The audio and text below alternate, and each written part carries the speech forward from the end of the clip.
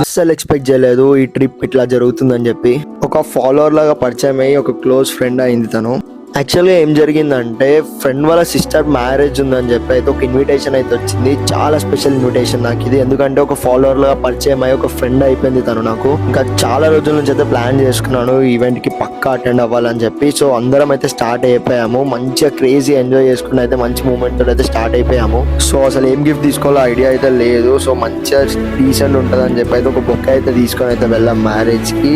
చాలా అంటే చాలా మంచిగా అయితే రిసీవ్ చేసుకున్నారు మమ్మల్ని. అక్కడితోనైతే ఒక చిన్న టెంపుల్ కి వెళ్దామని అయితే స్టార్ట్ అయ్యాం మేము. అండ్ హైలైట్ ఏంది అంటే ఇక్కడ స్టార్ట్ అయింది అసలైన బ్యాడ్ లక్. కార్ అనేది అయితే స్టక్ అయిపోయింది అండ్ ఈ ఫారెస్ట్ లో చాలా అంటే చాలా రిస్క్ అయితే ఫేస్ చేసాం. నెక్స్ట్ వీడియోలో చెప్తాను.